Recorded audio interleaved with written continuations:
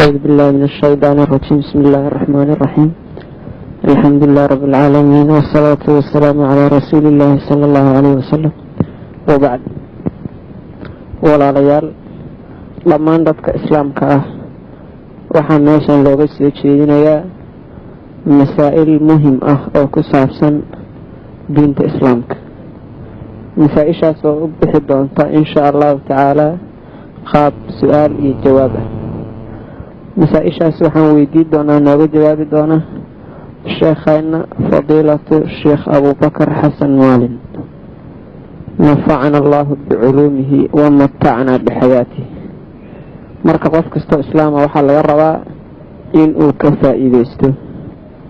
su-aalahaas waxaa qayb weyn ka qaatay soo diyaarintooda iyo duubintooda oo ka codsaday sheekha fadiilatu sheekh cabdifataax maxamed faarax. dhanka duubista waxaa qayb weyn ka qaatay stuudio ahlusunna waljamaaca oo ah stuudio laga helo canjaladaha diiniga ah ee ku socda calaa nahji ahlusunna waljamaaca, gaar ahaan canjaladaha laga duubay sheekh abubakar xasan maalin sida tafsiirka, caqiidada, naxwaha, luqada, sarfiga iyo fiqiga iyo xadiidka iyo culumtiisa. marka waxaan weydiin doonaa insha allahu sheekha su-aasha koowaad oo ku saabsan casabiyadda. waxaan sheekha weydiinaynaa insha allahu casabiyadda maxay ka qabtaa diinta islaamka, iyo qofkii ku dhinta casabiyadda iyo qofkii hantidiisa ku hura casabiyadda ama qabyaaladda waxa soomaalida u taqaano. falyatafadal mashkuur. بسم الله الرحمن الرحيم. الحمد لله رب العالمين، وأشهد أن لا إله إلا الله وحده لا شريك له، وأشهد أن سيدنا محمدا عبد الله ورسوله صفيه وخليله وخيرته من خلقه، صلوات ربي وأزكى تسليماته عليه. وبعد، ولا ليال وقرينتي إلهي أيان أمه دعلينا سبحانه وتعالى كل دقاجي حبنه أنه يقلوبته النبا إن أنه هل كان كسو جيدنه عناوين كسابسن أما مواضيع كسابسن diinteena islaamka oo mar walbaba aan laga dhergeynin islaamka, yani manaahijtiisa iyo wanaagiisa, iyadoo aanu jecelnahay muxaadaradan in aan u soo gudbinno qaab su-aal iyo jawaaba, iyadoo nidaamkaas waxaanu u dooranay ay tahay nidaam dadweynuhu aada u soo jiidanahaya, qofkuna macluumaad fara badan uu ka ogaan karo diintiisa islaamka ah. haddaba marka waxay weydiiyey walaalkay sheekh maxamed sanwa muxuuse xukunkiisu noqon qofkii ku geeriyooda casabiyadda ama qabyaaladda. horta marka hore waa inaanu isla fahamno alcasabiya maxay tahay, tacriifkeeda. alcasabiya waa masdaru sanaaci. kitaabkan luqaha ah ee uu iska leeyahay sheekhan la yidhaaho ibnu manduur ee loo yaqaano lisaan alcarab, markuu casabiyadda uu qeexahayey ama uu caddaynahayey waxa uu ku qeexay alcasabiyatu hiya almuxaamaatu waalmudaafaca. yuqaalu tacasabnaa lahu wa tacasabnaa macahu nasarnaahu waatacasubu kaalcasabiya. wuxuu ibnu manduur uu ku qeexay casabiyadda in la yidhaaho in qofku beesha uu u dhashay uu difaaco, hadday xataa baadil ay ku taagan tahay inuu baadilkaa xataa beeshiisa uu ku difaaco. waa inuu qofku beesha uu ka dhashay iyo usrada iyo qoyska uu ka soo jeedo xaq iyo baadilba uu dhinac istaago. taas ayuu ku tacriifiyey ibnulmanduur. waxaa sidaas oo kale kitaabkan qaamuuska ah iyo sharxiisuba ay casabiyadda ay ku tacriifiyeen. wuxuu yidhi tacasaba ay ataa bilcasabiya wahuwa an yadcuwa arajulu ilaa nusrati cusbatih wata'allubi macahum calaa man yunaawi'uhum daalimiina kaanuu aw madluumiin. qaamuuska iyo sharxiisa taajulcaruus loo yaqaano marka uu tacriifinayay alcasabiya waxaa laga soo qaatay buu yidhi casabiyadda ficilkeedu wuxuu ahaa tacasaba macnaheeduna waxa weeye an yadcuwa arajulu ilaa nusrati cusbatih qofku inuu dadka ugu baaqo beeshiisa in loo heliyo calaa man yunaawi'uhum dadka beeshaa ka soo horjeeda in la weeraro uu dadka ugu yeero wey daalimiina kaanuu ow madluumiin beeshiisu ha noqdaan kuwo iyagu gardarrada wada ama ha noqdaan beeshu kuwo laga gardaran yahay waa sida hadda soomaalida aanu u naqaano oo yacnii beesha inaan laga harin oo dadku ay yidhaahaan xataa naar qabiilkaagu hadduu u socdo loogama haro marka arrinka noocaasa mar haddii aanu fahamnay oo yacni xagga luqada aanu ka qeexnay casabiya waxa la yidhaaho nabigeenna wuu ka hadlay sala allahu wasalama calayhi su-aasha ah muxuu mustaqbalkiisu ku dambayn doonaa qofka ku geeriyooda casabiyadda ama isagoo u dagaalamaya qabiil geeriyooda xadiis abu daawuud uu ku warinahayay baabu alcasabiya ee min kitaabi aladab ayuu nabigeenna sala allahu wasalama calayhi wuxuu ku yidhi laysa mina man dacaa ilaa casabiya walaysa mina man qaatala calaa casabiya walaysa mina man maata calaa casabiya wuxuu xadiiskaa ku yidhi nabigeenna sala allahu wasalama calayhi annaga naga mid maaha shaqana naguma laha qofkii dadka ugu baaqa oo ugu yeedha qabyaaladda dabcan waxaa weeye dadka qabyaaladda ugu baaqa dadka waxay u badan yihiin dadka kaaba qabiilada ah oo labada jufo marka ay madaxa isdaraan oo ay isku dhacaan nin walba ee nabadoon ah oo cariif ah oo qabiilkiisii marada ku dhex haatiyo oo u yidhaaho soo baxoy ama uu ka aruuriyo dadka ganacsatada ah yacni xoolo uu ka aruuriyo hub lagu gado oo qabiilka kale dhiigga looga daadiyo marka qofkaa ugu baaqahaya dadka casabiyadda ama qabyaaladda in lagu dagaalamo ugu baaqahaya naga mid maaha ayuu yidhi nabigu sala allahu wasalam calayhi wuuna ka beri noqday nebi moxamed calayhi salaatu wasalaam hadda qofkii nebi moxamed uu ka beri noqdana sala allahu wasalam calayhi waxaa halkaa ka cad inuu noqday qof adduunkana ku khasaaray aakhiradiina ku khasaaray oo waxba meesha aysan oolin waxaa kaloo xadiiska abi daawuud nabigu uu ku yidhi sala allahu wasalam calayhi walaysa mina man qaatala calaa casabiya annaga naga mid maaha qofkii ku dagaalama qabyaalad magac qabyaaladeed iyo qabiilkan difaaci iyo qabiilka lagama haro iyo jufada waa la gumaysanahayaa haddii aan la difaacin magacyada noocaasa qofkii ku dagaalama naga mid maahan buu yidhi nabigu sala allahu wasalam calayhi qofkaana nabigu uu ka beri noqday waxaa kaloo xadiiska uu nabigu ku soo gebagabeeyey sala allahu wasalam calayhi walaysa mina man maata calaa casabiya annaga naga mid maaha qofkii yacni casabiyo ama qabyaalad qofkii ku dhinta jidkeenna ma hayo oo beri ayaan ka nahay ayuu xadiiskaana uu nabigeena sala allahu wasalam calayhi uu ku qeexay waxaa jiray isagana xadiis imaamu muslim uu saxiixiisa ku wariyey ee loo yaqaano xadiis jundubni cabdillaahi albajali ee nabigeena sala allahu wasalam calayhi uu ku yidhi man qutila taxta raayatin cummiya yadcuu casabiya ow yansuru casabiya faqitlatuhu jaahiliya wuxuu yidhi nabigu sala allahu wasalam calayhi qofkii ka hoos dagaalama calan indhala hoostiisa qofkii ku dagaalama qofkaasi waxa uu u baktiyey qaabkii jaahiliyadu u baktin jireen dadkii diinlaawayaasha ahaa oo asnaamta caabudi jiray oo digada caabudi jiray oo dibida caabudi jiray qaabkii ay u baktiyeen ayuu asaguna u baktiyey calan indhala qofkii ka hoos dagaalama calanka indhahala muxuu yahay macnihiis imaamu nawowi raximahullah ayaa qeexay caddeeyana calanka indhahala waxa loola jeedo oo wuxuu ku caddeeyey imaamu nawowi raximahu allahu tacaala wuxuu yidhi cummiya hiya alamru alacmaa laa yastabiinu wajhuh waa arrin indhala oo shareecada islaamka aan ku toosnayn qofkii ka hoos dagaalama ayaa loola jeedaa buu yidhi yacni soo baxoy qabiilka aan ku duulnoy aanu gumaadnoy aanu iska celinnoy yaanala gumaysanoy erayada noocaas oo kale ah ayaa loola jeedaa calanka indhahala waa calan naar mooye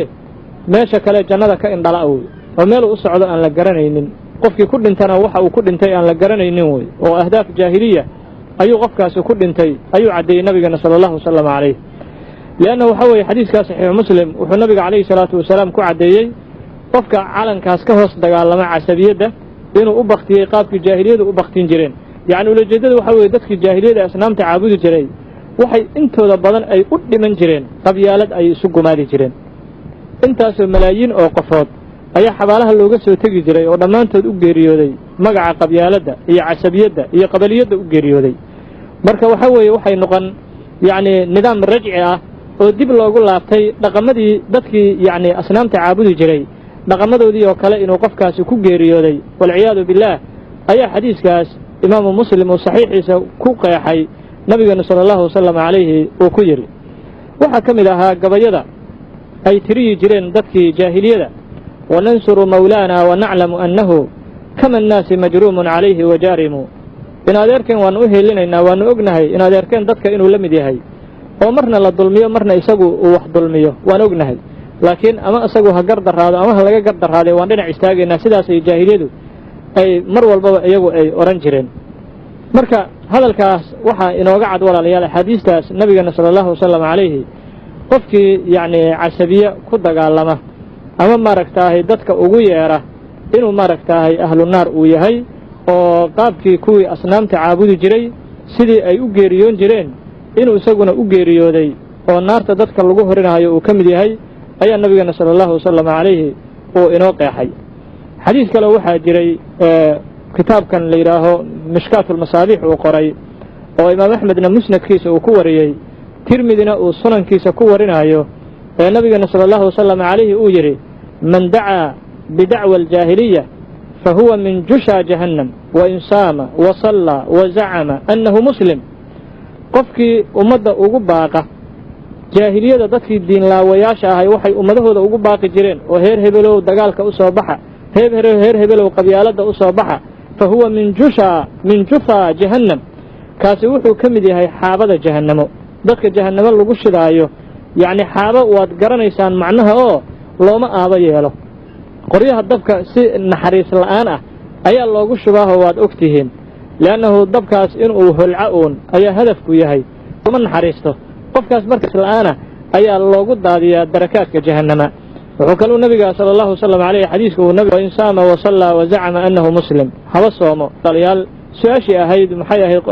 qofkii yacni ku dhinta casabiyadda ama qabyaaladda ku dhinta mustaqbalkiisu muxuu noqon doonaa muxuuse islaamku uu ka qabaa sidaas ayaa jawaabteeda nabigu inoogu qeexay sala allahu wasalam calayhi axaadiistaasna aanu ka fahamnay hada wallahu aclam su-aasha labaad waxay tahay oo shiikha weydiihayno muxuu yahay xukumka diinta islaamka ee ka qabto qofkii aan dadka ugu yeerin casabiyadda laakiin jecel mar kasta inuu guulaysto qabiilkiisa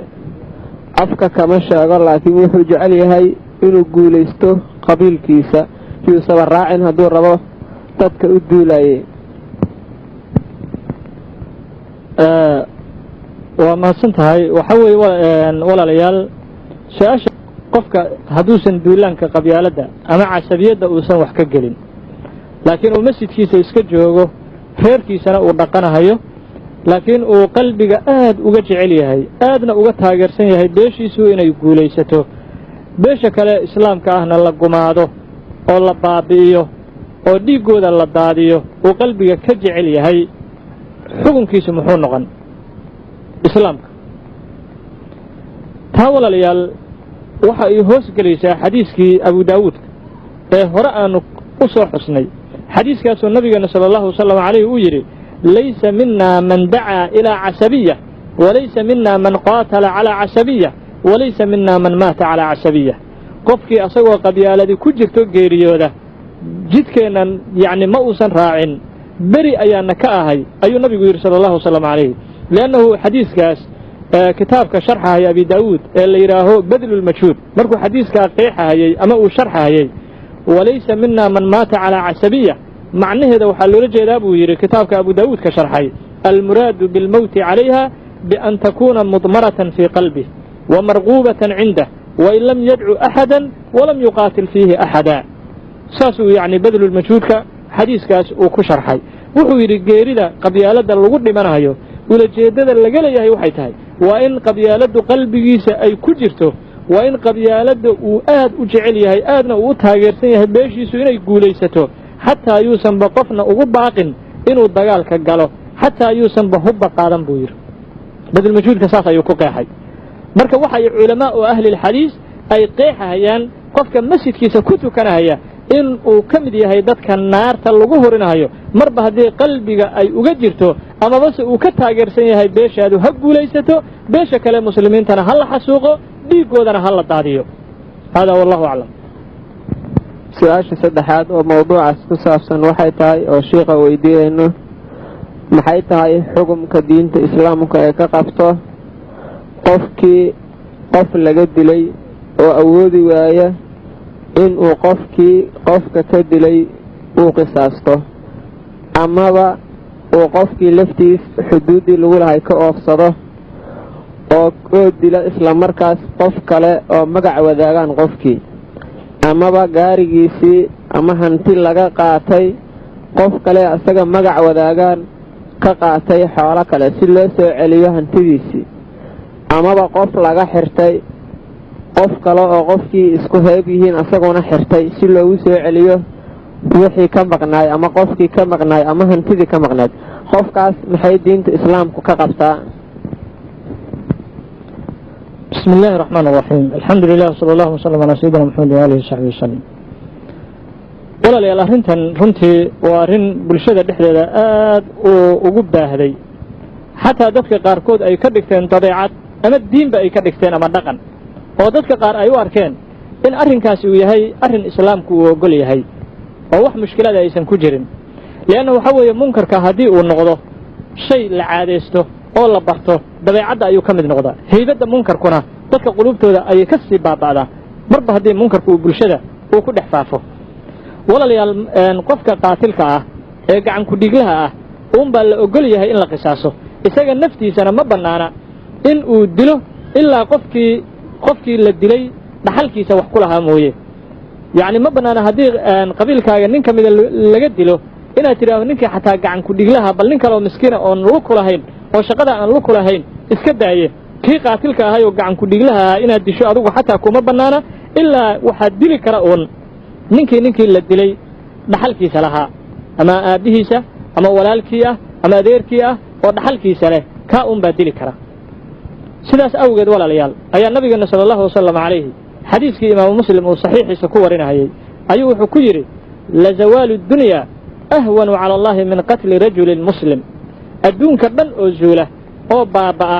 oo gaddooma oo halaagsama ayaa ilaahay agtiisa uga fudud ruux muslima oo xaqdarro lagu dilo xadiiskaas imaam muslim ayaa saxiixiisa ku wariyey nasaa'igu isaguna sunankiisu ku wariyey tirmidi isaguna sunankiisa ayuu ku wariyey waa xadiis yacni saxiixa maadaama imaamu muslim uu saxiixiisa uu ku warinayo marka halkaa waxaa walaalayaal ka cad qof xaqdarro lagu dilo oo maaragtaahay waa isku jilib iyo waa isku beel iyo waa walaalo iyo haddii lagu dilo qofku wuxuu soo gelahayaa xadiiskaas qofka qaatilka ah wuxuuna noqonahayaa dadka naarta lagu horinayo xataa qofkii qaatilkaayo gacan ku-dhiglaha ahaa bal ninku qabiila iska daaya walaalkii haddii la dilo qofkii qaatilka ahu dila ahlu naar u noqon aabbihii xataa ma dili kartid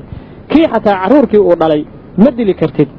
lianna waxaa weeye xadiiskii nasaa'i iyo xaakim ay warinahayeen ayaa nabiga sala allahu wasalam calayhi wuxuu ku yidhi kullu dembin casa allaahu an yakfirah ila arajul yamuutu kaafira aw irajul yaqtulu mu'minan mutacamida wuxuu yidhi nabigeena sala allahu wasalam calayhi dembi walba waxaa suurtagala ilaahay inuu dhaafo ama uu cafiyo ilaa ninkii gaalnimo u geeriyooda ama ruux mu'mina kas u dila maahane labadaas dembi ma la cafinahayo ilaahayna ma dhaafo subxaanahu wa tacaala xadiiskaas nasaa'i xaakim ayaa wariyey sanadkiisuna waa saxiix marka dilka qofka muuminkaa gardarrada lagu dilahayo axaadiista walaalayaal arrinkaa aad uga hadashay waxaa ka mid a xadiiskii tirmidi isaguna uu sunankiisa ku wariyey ee nabigeena sala allahu wasalam calayhi uu yidhi low anna ahla asamaa wa ahla alard ishtarakuu fii dami mu'min la akabbahum allahu fi nnaar dadka kuwa samada ku nool iyo kuwa dhulka ku nool dhammaantood haddii ay shirko ku noqon lahaayeen oo isku gacan sii lahaayeen ruux muumina dhiiggiisa in la daadiyo kulligood afgembi ayaa ilaahay naarta ugu daadi lahaa bal ka warrama 100 qof haddii ay shirqool ku disho ruux muumin ah oo jufadaas ama qabiilkaa ka mida laakiin gacan ku dhiigla aan ahayn 100koodaba wuxuu inoo sheegay nabiga sala allahu wasalam calayhi naarta si afgembi ah in loogu tuurahayo ayuu nabigu inoo sheegay sala allahu wasalam calayhi marka walaalayaal arrimaha noocaas oo kale ah laga digtoonaado shareecada islaamka waxay keenayaan qofka in waji naarta loogu tooro ayay keenayaan laana waxa weeye hadda ka hor waxa jiray Abdullah ibn Abbas wuxuu kamid ahaa dadka qaba qofka qaatilka ah ee gacan ku dhiglaha xataa toobadiisu inaysan ansaxaynin nin baa u yimid hadda ka hor Abdullah ibn Abbas markaas uu ku yiri hal lil qaatil min tawba gacan ku dhigle oo kas wuxuu dilay tawba maleey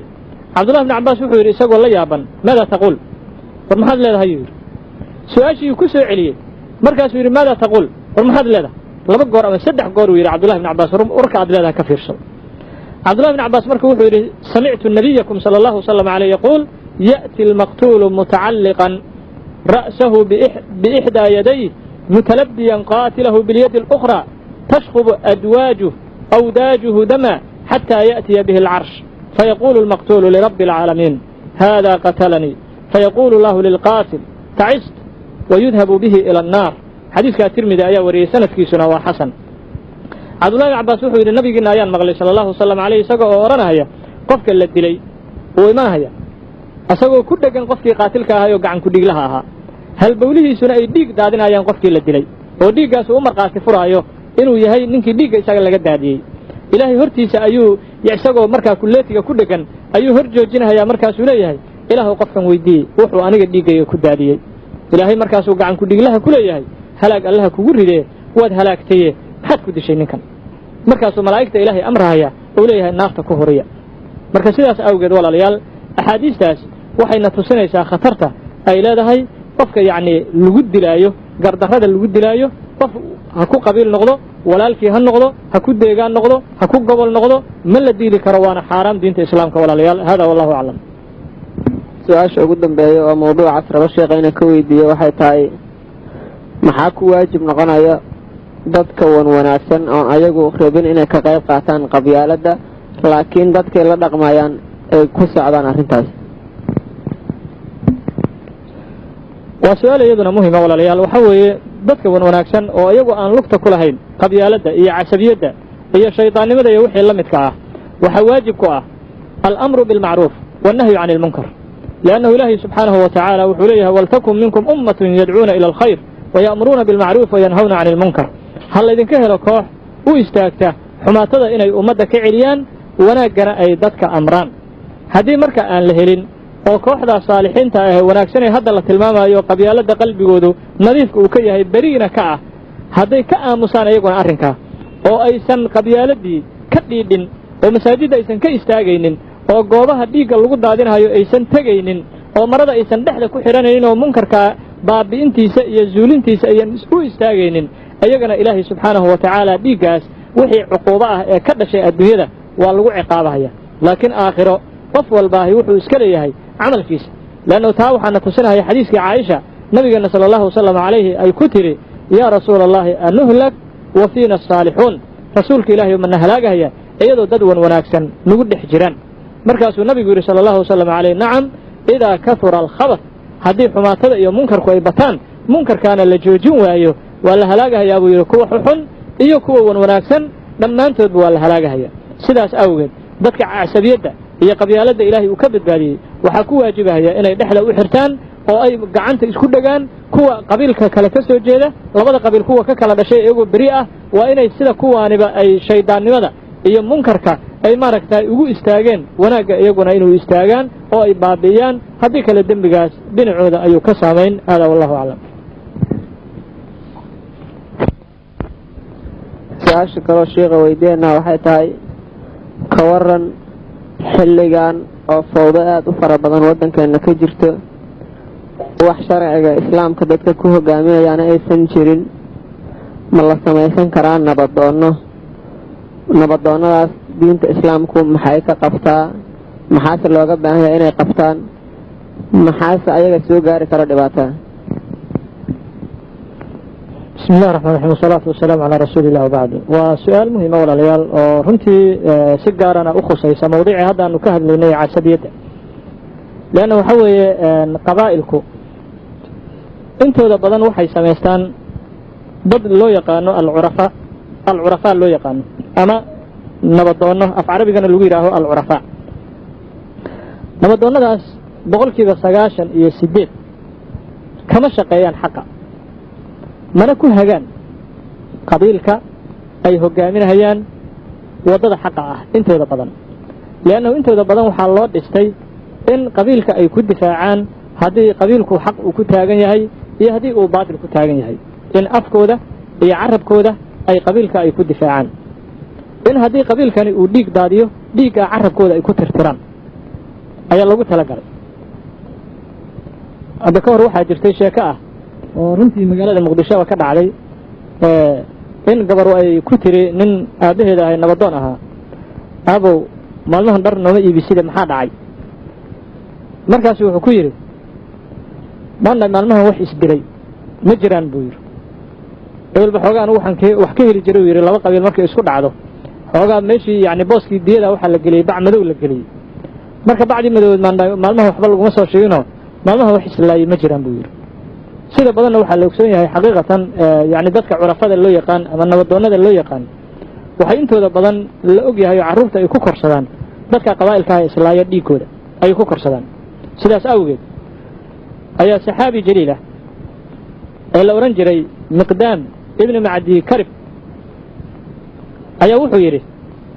nabiga sallallahu alayhi wasallam ayaa garabka iga dharbaaxay buu yiri garabka ayuu iga dharbaaxay markaas wuxuu yiri buu yiri aflaht wad liibant miqdaamow wad liibant xadiiska abu daawud ayaa warinaya in mutta ولم تكن أميرا ولا كاتبا ولا عريفا صحابي مقدامو واد اللي بانتي هدي أدقريتو أدونك أتكتكتid adiga oon madax ahayn xafiisna aan qoraaka ahayn nabadoon aan ahayn intaas adigoon midna ahayn oo mas'uuliyadda aan haynin haddaad adduunka ka tagto waad liibaantay ay saxaabiga nabigu uu ku yiri sallallahu alayhi marka halka xadiiskaas waxa inooga cad Abu Daawud oo sunankiisa ku warinayo nabadoonnimadu wax loo tartamay inaysan ahayn balse ay tahay wax nabigu ummadda uga digay sallallahu alayhi liibaantana uu ku xiri jiray qofkiiba aan madax ahayn ama xafiis qoraa aan ka ahayn ama aan nabadoon ahayn inuu qofkaas u arki jiray nabigu sallallahu alayhi yani qofkaasi qof liibaanay inuu isagu uu yahay sidaas awgeed ayaa waliba xilligan lagu jiro ee khatarta badan ee lagu jiro oo islaamka aan lagu hogaaminaynin caalamka oo dhan wadankeena kaliya ma caalamka dhan ay ka jira yani kitaabka ilaahay oo laga tagay lagana sii jeestay xilligan oo kale maba banaanaba qofku inuu isku soo sharaxo amaba uu noqdo cariif nabadoon uu noqdo لأنه حديثي طبراني ورنا هاي أو صغير كيسا يا أوسط كيسا لبضب وكورنا هاي أي النبي صلى الله عليه وسلم عليه وحكير يكون في آخر الزمان أمراء ظلمة ووزراء فسقة وقضاة خونة وفقهاء كذبة فمن أدرك ذلك الزمان منكم فلا يكونن لهم جابية ولا عريفة ولا شرطية حديث طبراني ayaa ku wariyay awsadkiisa iyo sagiirkiisa labadaba xadiiskaas nabigu wuxuu ku yiri sallallahu alayhi wasallam aakhir zamaanka waxa iman doona kuwa madaxda daalimiin ah oo dadka aan u turaynin oo xaq aan ku dhaqmaynin oo cadaalad aan ku shaqaynaynin iyo wasiirro faasiqiin iyo qaaliyaal shacabka khiyaana iyo kuwa diinta yaqaano beenta sheega qofkii xilligaas gaaro ha noqonin nabadoon boolisna ha noqon ayuu nabigu yiri sallallahu alayhi marka xadiiskaas dabaraanigu warinayo in kasta oo sanadka xadiiska uu ku jiro nin la yiraaho Daawud ibn Sulayman al-Khurasani laakiin ninka dabaraani wuxuu ku tilmaamay la ba'sa bis yani waa nin istidlaal gala oo wax mushkilada aysan ku jirin xadiiskaas nabiga sallallahu alayhi wuxuu ku tilmaamay xilliga khatarta leh markii la gaaro in laga fogaado nabadoonnimada iyo boolis intaba laanahu waxa camimay wadanka dhan ama caalamka dhan uu xamimay fisqi iyo cadaalad la'aan sidaas awgeed qofku haduusan xaq uusan ku dhaqaynin beeshiisa waa inuu ka fogaado nabadoonnimada iyo wixii la mid ah hada wallahu a'lam su'aasha kale sheekha weydiina waxay tahay islaamku muxuu ka qabaa deriska xaqiisa qofkii dayaca derisnimadaas oo dhex mari karta laba qof laba beelood iyo laba dowladood intaba islaamku muxuu ka qabaa حق درسك قفك ضيعه الحمد لله صلى الله وسلم على سيدنا محمد وعلى آله وصحبه الكرام أجمعين وسؤال مهم ولا ليال derisnimada walaalayaal ilaahay subxaanahu wa tacaala qur'aankiisa ayuu aad inoogu booriyey xaqeeda inaanu ilaalino liannahu ilahi wuxuu leeyahay subxaanahu wa tacaala wacbudu allaha walaa tushrikuu bihi shay'a wabilwaalidayni ixsaana wabidi lqurba walyataama waalmasaakiini waaljaari di lqurba waaljaari ljunub ilahay aayaddaa wuxuu ku leeyahay subxaanahu wa tacaala ilaahay caabuda ixsaanna u sameeya labada waalid iyo qaraabada agoonta iyo masaakiinta deriska kuu dhow iyo deriska kaa fog labadoodaba ixsaan u sameeya ayuu ilahay leeyahay subxaanahu wa tacaala marka ilaahay subxaanahu wa tacaala aayaddaa wuxuu inoogu qeexay walaalayaal deriska xaqa uu kugu leeyahay inuu yahay ixsaan laakiin meesha aysan soo geli karin aysanna ku jirin deriska in la dhigo la aflagaadeeyo la xanto dhiiggooda la daadiyo lagu xadgudbo la colaadiyo xumaatadiisa lagu farxo waxyaalahaasoo dhan waxay noqon karaan walaalayaal waxyaalo aakhiradaada halis gelin kara midda kale malagga la yidhaaho jibriil ee nabigeena sala allahu wasalam calayhi qur'aanka ku soo dejiyey ayaa in badan nabigeena calayhi salaatu wasalaam ku soo laalaatay isagoo kala dardaarmahaya derisnimada xaqa ay leedahay xadiiskii bukhaari iyo muslim labadoo ay warinhayeen ayaa nabigeena sala allahu wasalam calayhi uu ku yidhi maa zaala jibriilu yuusiinii biljaar xataa danantu annahu sayuwarisuh malaku jibriil kama zuulin buu yidhi deriska xuquuqdiisa inuu igala dardaarmayo ilaa aan u maleeyey inuu dhaxal siin doono oo uu dhihi doono derisku ha isdhaxlo derisnimadaasi marka waxay dhex mari kartaa shakhsiyaad waxay dhex mari kartaa qoysas waxay dhex mari kartaa qabaa'il marka mushkilada ka jirta gaar ahaan gobollada dhexe waxaa ka mid a walaalayaal qabiil walba qabiilkii deriska la ahaa oo ood wadaagga ay ahaayeen oo baraagta ay wadaagahayeen oo ceelka ay isugu imanahayeen oo daaqsinka ay isugu imaanahayeen ayaa colaad yacni dhexdoodii ay ka taagan tahay iyadoo aad arkayso qabiil walbaa qabiilka deriska la ah inuu yahay qabaa'ilka adduunka qabiilka uu ugu neceb yahay inuu noqdo midka deriska la ah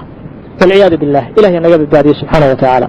waa arrin khatarteeda leh waa arrin keeni karta walaalayaal soomka iyo salaada iyo zakada iyo xajka in ilaahay uusan aqbalin haddii arrinkan yacni gaar ahaan gobollada dhexe ka jira aan wax laga bedelin oo qabaa'ilka deriska isla ah oo beerta isku agle oo maaragtahay daaqa isugu imaanaya oo biyaha isugu imaanaya oo sida jiwaarka iyo derisnimadu ay ugu dhexayso hadday hubka isku qaataan oo iscolaadiyaan oo xaqii derisnimada ay baabiyaan halkaa waxaa ka dhalan karta walaalayaal abaaro waxaa ka dhalan kara cudurro waxaa ka dhalan kara musiibooyin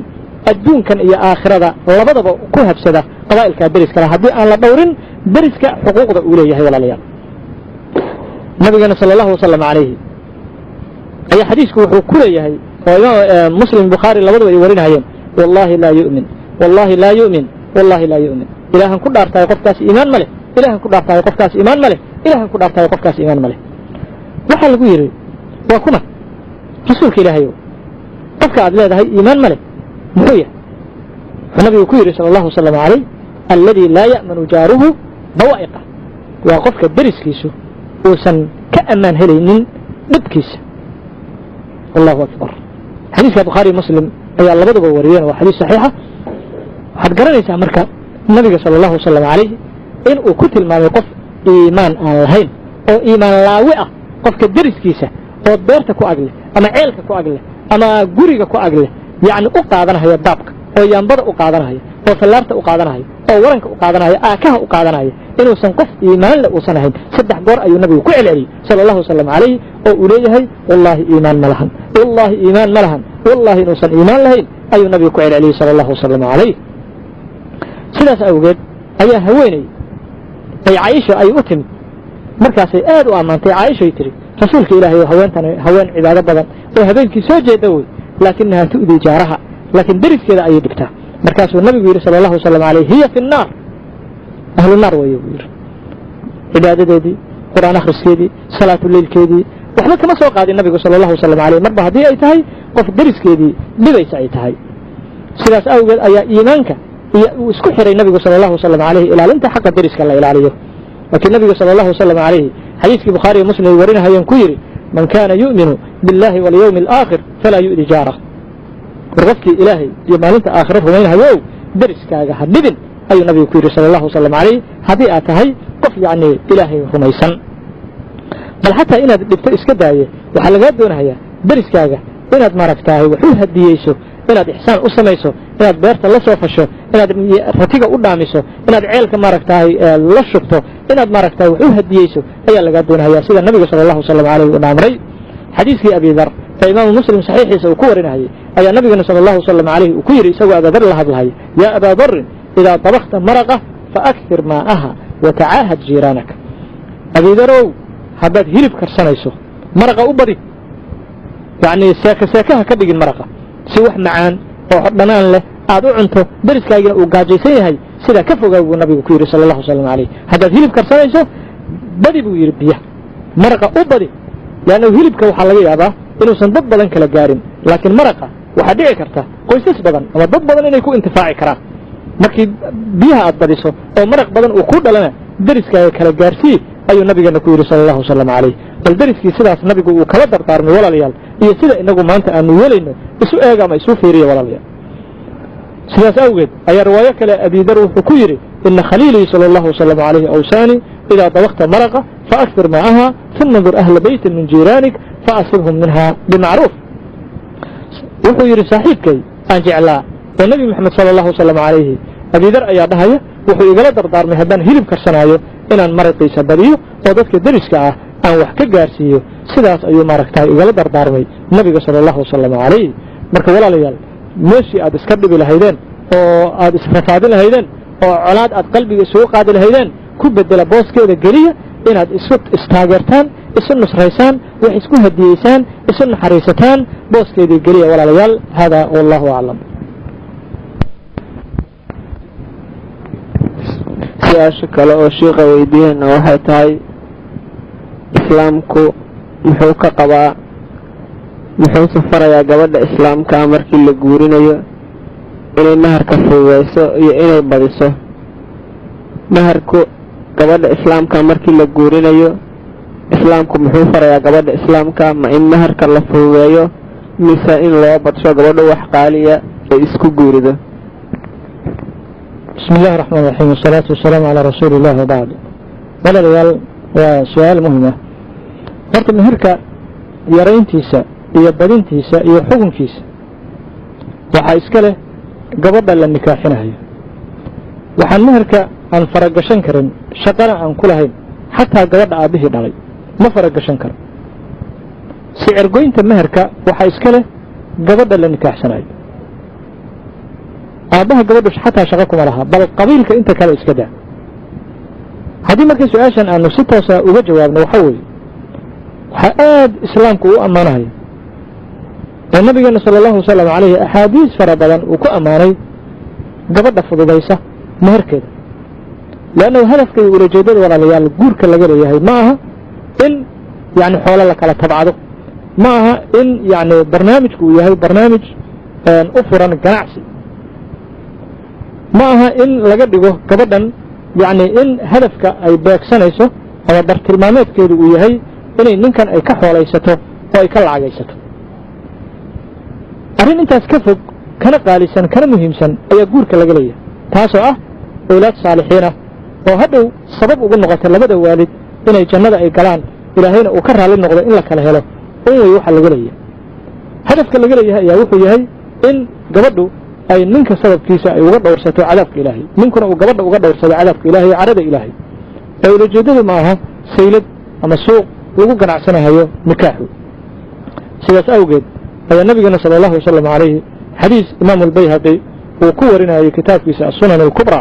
ayuu ku yiri nabiga sallallahu alayhi inna min a'zami an-nisa'i baraka aysaruhunna sadaqa dumarka waxa ugu barakada badan oo ugu barakada weyn waa gabadha ugu fududeynta badan meherka ayuu nabiga sallallahu alayhi gabadha ay ka sii fududeyso meherka waxay gabadhaasi ay aad u fahamtay xigmada guurka laga leeyahay gabadha xigmada guurka aan fahmin waa gabadha meherka qaaliga ka dhigta waa gabadha u fahamtay inay tahay saylad ganacsi ah nikaax inuu yahay oo processka loo soo marayo nikaax inuu aha process gabadhu ay ku doonayso inay ganacsi ay ka furato meesha waa qofka ayaan darrada ku dhacday waa qofka gurigeedu uusan baraka lahayn qofka meherka qaaliga ka dhigta sidaas awgeed ayaa nabiga sallallahu alayhi gabdhaha wuxuu kula dardaarmayaa inay meherka ay fududeeyaan oo ay yani hadafkoodu uu noqdo in wax ka weyn meherkaas meesha laga helaayo awlaad saalixiina iyo ridaha ilaahay in guurka lagu gaaro lana nooleeyo sunnadii nabiga sala allahu wasalam calayh sidaas awgeed ayaa caaisha wuxuu ka wariyey curwa ayaa caaisha wuxuu ka warinaya inay caaisha tiri nabiga sala allahu wasalam calayh ayaan ka maqlay isagoo dhahaya min yumni almar'a an tatayasara khidbatuha wa an yatayasara sadaaquha wa an yatayasara raximuha gabadha barakadeeda waxaa ka mid a waxyaalaha inay tusinaayo gabarh barakaysan inay tahay waxaa ka mid a gabadha doonisteeda inay fududaato oo gabadha marka aad doonayso shuruud adag aan lagugu xirin oo aan lagu oranin intaasoo neefoo halaad keen gabadha maaragtahay markaad shukaansanayso gogolaab wax la yidhaaha jira keen inaan lagu oranin inaan la dhihin yacni waxaa jira waxyaalo maaragtahay yarad la yidhaaho 5 neef oo geela keen 10 neef oo geela keen aan lagu dhihin oo gabadha doonisteeda lagu fududeeyo gabadha barakadeeda ayay ka mid tahay buu yidhi nabigu sala allahu wasalam calayh waxaa kaloo gabadha barakadeeda tusinaya ama gabarh barakaysan inay tahay daliil u ah buu yidhi nabigu sala allahu wasalam calayh meherkeeduna inuu fududaado oo wax fudud gabadha meherkeeda laga dhigo waxaa kaloo barakada gabadha tusinaya yidhi nabiga sala allahu wasalam calayh riximkeeda ama ilmogaleynkeedu inuu soo degdego oo horay gabadhu ay ka ulaysato ayaa ka mid yidhi waxyaalaha tusinaya gabadhaasi inay tahay yacni gabar maaragtahay aad u barakaysan islaamkuna uu ammaanay curwa markuu xadiiskaas wariyey ayaa wuxuu yidhi wa ana aquulu min cindi anna fahamkayga waxaan ku leeyahay uu yidhi min awali shu'miha an yafdura sadaaquha gabadha baaskeeda waxaa ka mid a ayaan leeyahay buu yidhi curwa oo xadiiskaa wariyey in gabadha meherkeedu bato oo meesha ay u fahamto goob ganacsiya inay tahay oo aysan u fahmin in sunnadii nabiga la noolaynayo sala allahu wasalam calayh awlaad saalixiin ee lacagta iyo adduunka waxa dul saaran oo dhan ka qaalisan meesha lagu raadinayo inaysan aragtida gabadha u arkin ee aragti khaldan u aragtana waxaa ka mid a gabadhu inay tahay gabar baasaysan xigmadii nikaaxana aan fahmin sidaas awgeed ayaa waxaanu walaalayaal bal dib aanu u eegaynaa waxaad og tihiin gabdhaha waxa ugu khayr badan gabadhii nabigeenu dhalay sala allahu wasalam calayh faadima bintu rasuulillaah meherkeedu muxuu ahaa ma 100 neef oo geeluu ahaa ma 5 neef oo geeluhu ahaa ma 10 neef oo geeluhu ahaa ma 100 garaam oo dahab uu ahaa bal sida nabigeena sala allahu wasalam calayhi gabadhiisa uu maaragtaahay meherkeeda uu fududeeyey si ay u noqoto gabar barakaysan eega walaalayaal imaam albayhaqi wuxuu ku wariyey kitaabkiisa asunan alkubra wuxuu ka wariyey sayidina cali inuu yidhi aradtu an akhduba ilى rasuuli اllahi salى اllahu wasalam calayh ibnatah wadakartu anahu laa shay'a lii ثuma dakartu caa'idatah wasilatah fakhadabtuha faqaala ayna dircuk alkhudamiya alatii acdaytukaha fii ywmi kada wakada qaala hiya cindii qaala faacطihaa إiyaaha wuxuu yidhi sayd cali waxaan doonay buu yidhi nabiga salى اllahu wasalam calayh gabadhiisii inaan ka doono ayaan niyeystay buu yidhi faadima bintu rasuuli illah markaasaan waxaan xasuustay buu yidhi inaanan waxba haysanba gabadhii nebi maxamed u socdaa sala allahu wasalam aleyh uu doonanahayo waxna ma haysto markaasaan waxaan xasuustay buu yidhi nabiga naxariistiisa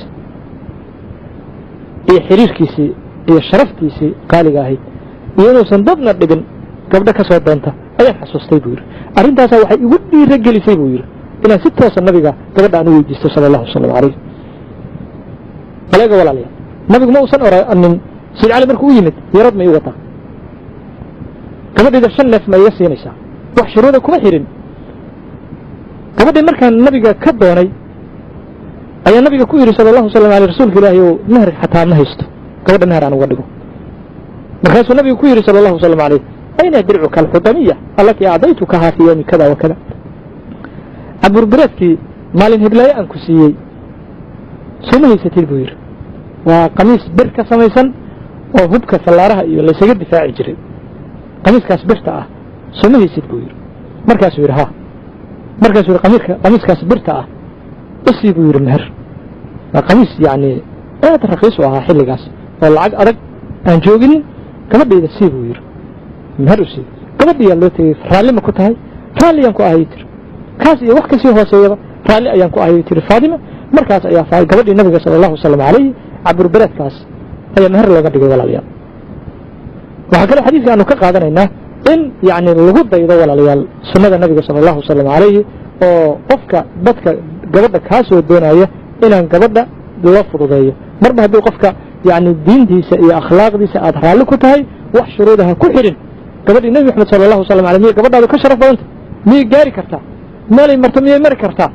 gabadhii nabiga sala allahu wasalam aleyh wax shuruuda laguma xirin meherkeeda qaali lagama dhiginin wax ka qaalisan in meesha laga doonahayo uun bay u fahmeen sayid cali iyo gabadhii nabiguba sala allahu wasalam aleyh marka sidaas iyadoo jidkii faatima bintu rasuulillahi sala allahu wasalam aleyh la marayo ayaa islaamka wuxuu qadaa walaalayaal meherka in la fududeeyo ayuu qadaa xataa waxaad garanaysa saxaabada qaarkood xikmadda siday u fahmeen cabdiraxmaan ibnu cawf ayaa nabiga calayhi salaatu wasalaam oo xadiiskii bukhaari uu saxiixiisa ku warinayay nabigu wuxuu ku arkay catar ka soo udgahaya oo ka soo karahaya markaasuu nabigu sala allahu wasalam calayhi uu ku yidhi mahyan maxay tahay arrinkaagu caraf badanaydaa galabta markaasuu cabdiraxmaan ibnu cawf uu yidhi tasawajtu imra'a gabarh ayaan guursaday markaasuu wuxuu yidhi calaa kam oo imisaad ku guursatay gabadha oo imisaad meher uga dhigtay markaasuu cabdiraxmaan ibnu cawf uu yidhi calaa wasni nawaatin min dahab laftimireed dahab la eg miisaan laftimireed haddii la saaro yani dabcan 2 garan xataa si fiican uma dhammaanayo laftimireed haddii miisaan la saaro 2 garan ayaan uga dhigay buu yidhi gabadhii meher 2 garan maanta yani maxay qiimahay joogaan walaalayaal waa wax 500 kun oo lacag Soomaaliya ah 500 kun wax noocaas wax jooga gabadhii meher looga dhigay wala fiirsada marka xigmada guurkay dadkaasi fahmeen waxay dareemeen adduun dahab iyo dollar wax yani ka qaalisan in maragtay meesha laga doonayo sidaas ayay meherka u fududeeyeen sidaas ayay guurka ay u fududeeyeen hatta marka qaar waxa dhici jirtay bulshadii nabigu uu ku dhex noolaa sallallahu alayhi wasallam sida xigmada ay u fahmeen markaanu dib u milicsano 2 kobood in gabadha hatta marka qaar meher looga dhigi jiray imaam al-bayhaqi wuxuu kitaabkiisa sunanka ah oo sunan al-kubra uu ku warinayo jaa rajul min bani fazara ila an-nabi sallallahu alayhi wasallam qala inni tazawwajtu imra'a ala an-na'layn فأجاز النبي صلى الله عليه وسلم عليه ذلك من قبيل كهر بني فزارة كمدة أي النبي أجمد صلى الله عليه وسلم عليه مركز رسولك الله كبرا قرسدي وحنا مهر وقدق الله كبوت دعس أي نقدر وقدق مهر عن وقدق مركز النبي صلى الله عليه وسلم عليه نكاحي وبنيي وحنا واركي نكاح بركيسا إنه يهي لأنه هدفك ولا جوده معها إلا كلا جناع سنة هدفك وحكفك أي ماشي اللي قدونها يا ولا ليال sidaas awgeed ayaa sunnadu waxay tahay meherka in la fududeeyo oo waxba aan maragtay qaali laga dhigin meherka fududeyntiisa iyo cuslayntiisana waa arin gabadhu ay iska leedahay oo qabiilku uusan shaqo ku lahayn wallahu a'lam su'aasha kale waxay tahay islaamku muxuu ka qabaa dadka khiyaamo gabdhaha ee ku guursada marka hore meher aad u fara badan ka bacdina wax yar siiya sida dadka ku guursada 22 neef oo ariga ka bacdina siiya 6 ama 4 neef بسم الله الرحمن الرحيم صلى الله وسلم على سيدنا محمد وعلى اله وصحبه الكرام اجمعين وسؤال مهم ولا ليال وانا runtii waxaan u arkaa su'aashaas inay tahay su'aal yani waaqici ah oo xilligan hadda aanu ku dhex noolnahay iyo waqtigan hadda aanu noolnahay waxyaalo aad bulshadeena yani u saameeyay way gaar ahaan gobolada dhexe arin aad ugu faafay way laana waxaad arkaysaa in ninkii gabadhii uu ku nikaaxsanayo 22 dago wax loo yaqaano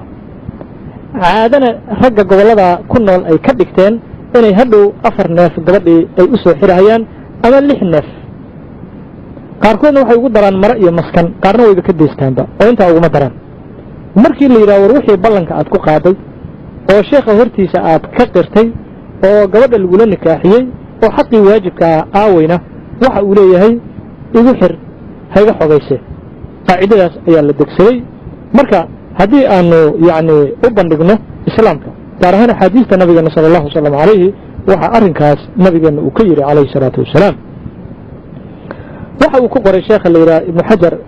alhaytami ee manhaajka culimada sharaxday ka mid ah kitaabkiisa la yidhaha azawaajir can ikhtiraafi alkabaa'ir baab dhan ayuu masalada walaalayaal uu uga hadlay xadiis dabaraani uu warinaayo sanadkiisana uu saxiix yahay oo dabaraanigu uu ku wariyey awsadkiisa iyo sagiirkiisa labada kitaabba uu ku warinayo ayaa nabigeena sala allahu wasalam calayh wuxuu ku yidhi ayuma rajulin tazawaja imra'a calaa maa qalla min almahr aw kafur walaysa fii nafsihi an yu'addiya ilayha xaqaha khadacaha famaata walam yu'addi ilayha xaqaha laqiya allaha yowma alqiyaamati wahuwa zaanin wa ayuma rajulin istadaana daynan وهو لا يريد أن يؤدي إلى صاحبه حق خدعه حتى أخذ ماله لقي الله وهو سارق wuxuu nabigeenu uu yidhi sala allahu wasalam calayh nin kasta ee gabarh guursada meher yar ama meher fara badan ku guursada oo markaa aan doonaynin inuu meherkaa gabadha uu siiyo oo xaqeedii isagoo kaamila inuu siiyo aan doonaynin gabadhaas wuu khayaanay hadduu dhinto oo sidaa uu ku dhintana maalinta qiyaamaha ilaahay ayuu la kulmaa isagoo loo qoraayo isagoo zaani oo gabadha ka sinaystay habeen walba oo gabadhaas uu la jiiftay oo u isticmaalaba waxaa loo qoraayey dembi zaani ah yacni inuu gabadhaa ka dhilaystay inuu maaragtay gabadhaa ka sinaystay ayaa loo qorahaya walciyaadu billah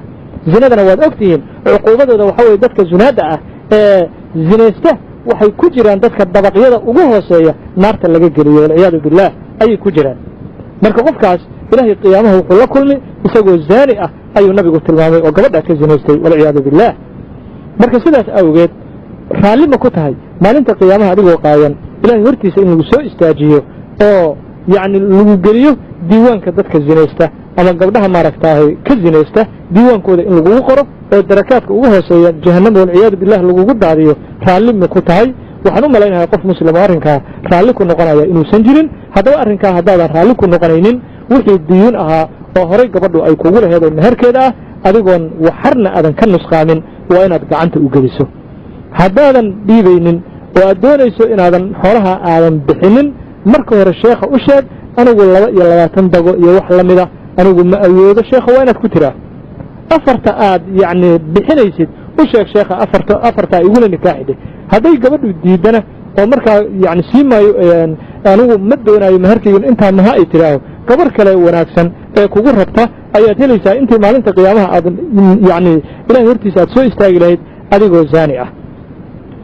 xadiis sidaasoo kale bayhaqi uu sunankiisa uu ku warinayo sunan alkubra uu ku wariyey ayaa nabigeena sala allahu wasalam calayhi uu ku yidhi man asdaqa imra'a sadaaqan wallahu yaclam annahu laa yuriidu adaa'ahu ilayha faqaraha biاllah waاstaxalla farjaha bilbaaطil laqiya allaha yowma alqiyaamati wa huwa zaanin wuxuu yidhi nabiga sala allahu wasalam calayhi qofkii gabar meher ku guursada ilaahayna uu og yahay inuusan doonaynin gabadhaa meherkeeda inuu siiyo oo ilaahay ku daga oo gabadha farjigeedii iyo cawradeedii fayda markaas ee isticmaala isagoon gabadha meherkeedii oo dhammaystiran aan siinin maalinta qiyaamaha ilaahay ayuu la kulmaa isagoo gabadhaas inuu ka zinaystay dembigeeda loo qoraayo walciyaadu billaah ilahan ka magan galnay subxaanahu watacaala riwaayo kale ee imaamu albayhaqi uu warinayo ayaa waxay ahayd ina acdama adunuubi cinda allahi caza wajal rajulun tazawaja imra'a falama qadaa xaajatahu minha dallaqaha wadahaba bimahriha wuxuu yidhi nabiga sala allahu wasalam calayh dembiyada ilaahay agtiisa qofka ugu weyn dembiga waa qof gabar guursaday markii uu dantiisii ka degay oo uu isticmaalay oo cawradeedii uu fayday ayuu furay meherkiina waa u diiday waa qofka adduunka ugu dembiga weyn dembiyada waaweyn oo halista ah oo naarta jahannamo lagu gelahayo ayay taasi ka mid tahay walaalayaal sida nabigeena sala allahu wasalam calayhi uu inoo sheegay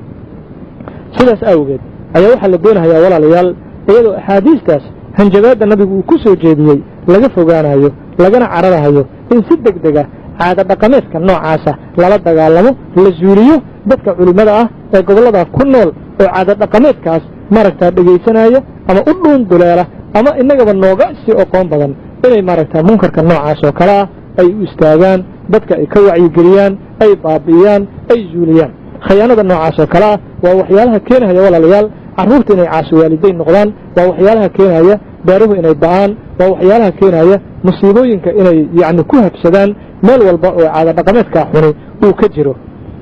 aniga hadda ka hor yacni jahliga iyo mushkilada meherka khatarta ka taagan waxaan la kulmay dhinaca gobollada mar aan aaday yacni nin yidhi anigu sheekh gabar dhagooleya ayaan qabaa marka qof dhagoolayahoo nusqaansan meher miyay igu leedahay yidhi anigu meherka waaba u diiday maadaama ay dhagaala'dahay marka mashaakilka marka walaalayaal ka taagan gobollada noocaas oo kale ah wax meeshan lagu soo koobi karo ma aha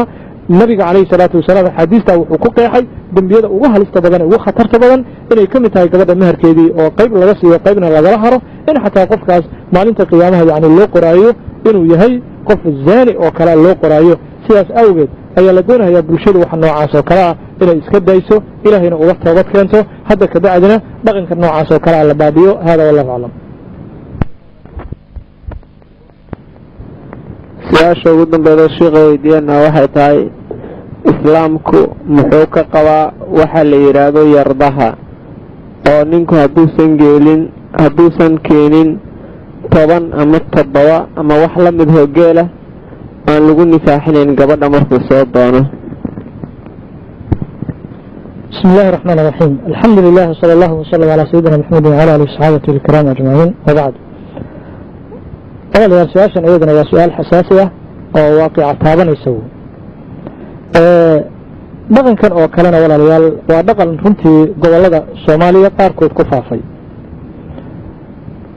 waad maqlayseen walaalayaal sunnadii nabiga sallallahu alayhi wasallam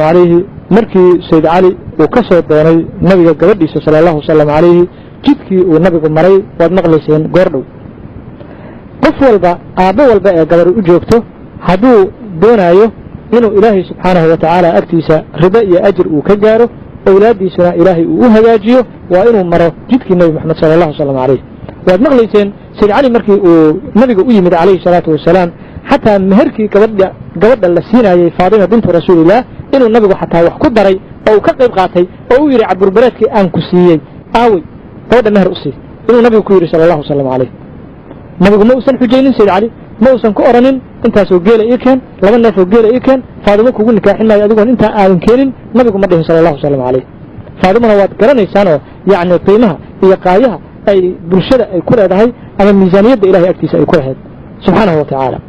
marka arinka yarada loo yaqaano oo ninkii la xujaynayo yaani maalka la qaadanayo aabbuhu uu qaadanayo ama qabiilku uu qaadanayo ama eedadu ay qaadanayso ama adeerku uu qaadanayo waa xaraan diinta islaamkana kuma banaana. ninku markii uu gabar ka soo doono maalka yaani isaga xujo looga dhigi karo waa maal gabadhu ay leedahay oo loo yaqaan mahar. waxa ku xigay waxa weeye walimatul ursi wax la yiraahdo oo gabadha lagu duceynayo gurigeedu inuu noqdo guri barakaysan. waxay intaas dheer oo maaragtay la leeyahay waa adeer la siin eeda la siin xujo looga dhigayo ninkaas waa xaraam laana nabiga sallallahu alayhi xadiiskii Bukhari iyo Ibn Majah labaduba ay warinayeen ayuu ku yiri thalathun ana khasmuhum yawm al-qiyamah saddex qof aniga maalinta qiyaamaha la doodahay buu yiri nabiga sallallahu alayhi waman kuntu khasmahu khasamtu qofkii qiyaamaha la doodana aniga ka dood badinahay buu yiri nabiga sallallahu alayhi oo jebinaya dhabarkiisa. qofka ugu horeeyo waa qof aniga dartay wax ku bixiyay haddana dhagray oo qofka khiyaanahay. qofka labaad waa maxal shaahidka masalada aanu kala nahay waa qof xor ah qofkii iibsaday lacagtiisana cunay. marka qof xor ah bayc maba ka ansaxayo ma galo ee ujeedada waxa laga jeedaa gabadhana waa gabar xor ah sidii adoon oo kala ula dhaqanta adoomada sidii loo iibsado ayaad ula dhaqanta adoomadii hore la iibsan jiray laba geel si aan adoontan ku siiyay aad isticmaashide adoonta aad sariirta saaratide laba geel iga si shan geel iga si marka caadada noocaas oo kale laga digtoonaado walaalayaal hada wa billahi tawfiiq. assalamu alaykum wa rahmatullahi wa barakatuh.